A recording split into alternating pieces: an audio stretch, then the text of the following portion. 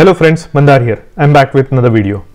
Now that a lot of people are getting their EADs, Employment Authorization Document, based on their I-485 or Adjustment of Status application, there are some questions that I have been getting from the viewers. So let's talk about EAD in this video. So if you're interested in knowing about EAD, Employment Authorization Document, and have some questions about it, your questions might get answered in this video. So watch this video until the end and let's get started.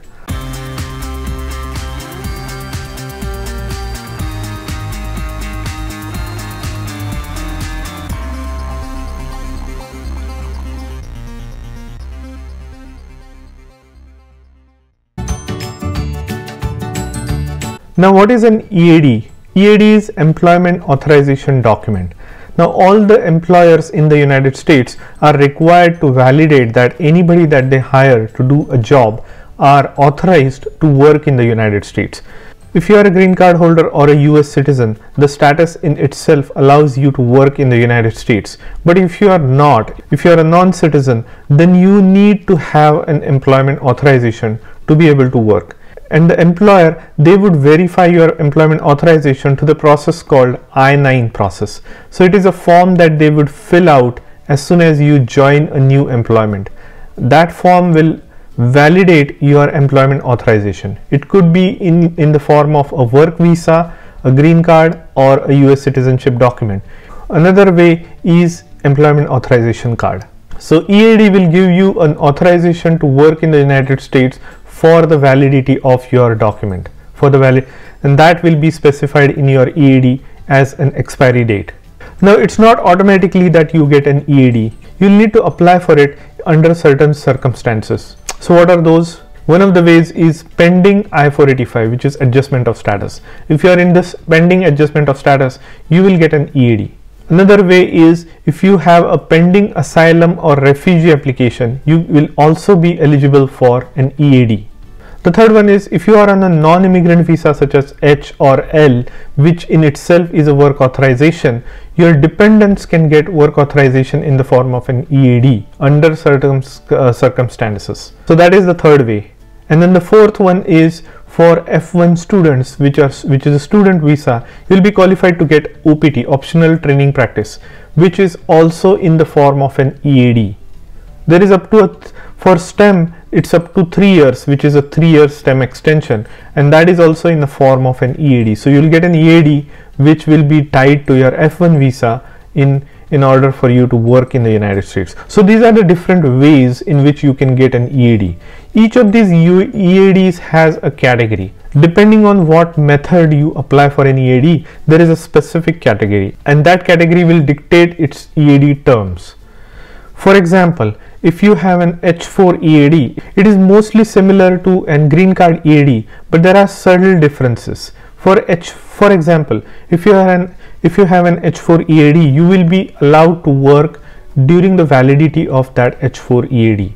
Now for instance, if your EAD expires, you should have applied for its extension or renewal of an EAD, H4 EAD, in order to continue your employment. If you have a gap in card's validity, then that might put you into trouble for your continuity of your employment. In case of a green card EAD, there is certain leeway in the form of you still need to apply for a renewal after your first year of EAD. If the renewal EAD comes a little bit late, you still have up to 270 days in which you can continue to work before your new one comes in. So there is a little bit of a flexibility in green card EAD. Now there is a typical question that I'm getting nowadays is if somebody is on H4 dependent visa and they have an H4 EAD. So now remember, your H4 EAD is dependent on the validity of the primary H1 holder. So as long as your primary applicant has a valid H1B, you will, based on that H1B, you will have an H4 which will have the validity based upon H1, and your EAD will have a validity based on your H4 and underlying H1. So there is a chain of dependency in case of an H4 EAD. So now if you are on H4 and if you have an H4 EAD, and in the meantime if you apply for adjustment of status, you will also be applying for what is called green card EAD and AP. which is advanced payroll. So green card EAD and advanced payroll is a combo card that will come within few months after your application of adjustment of status.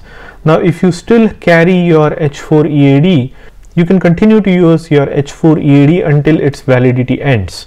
As soon as you get your green card EAD or the combo card EAD, you can start using that. At that point your H4 EAD will expire and you can start using your green card EAD.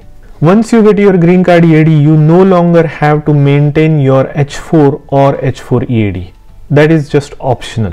So I hope that explains. If there are any other questions related to this situation, please put them in the comment section below, and I will be sure to address that in the comments, or if necessary I will make another video. Now what are certain other benefits of an EAD over non-immigrant visa? Now if you have an EAD, you can work for any employer. It's as good as you have a work authorization to work for any employer. So your non-immigrant H1 or L1 will have a requirement for you to work for a certain employer for certain validity. But the dependent who gets an H4 EAD or L1 based EAD, they will not have that restriction. They can work for any employer for any duration of time as long as their EAD is valid. So that is the biggest benefit of EAD over a non-immigrant work visa.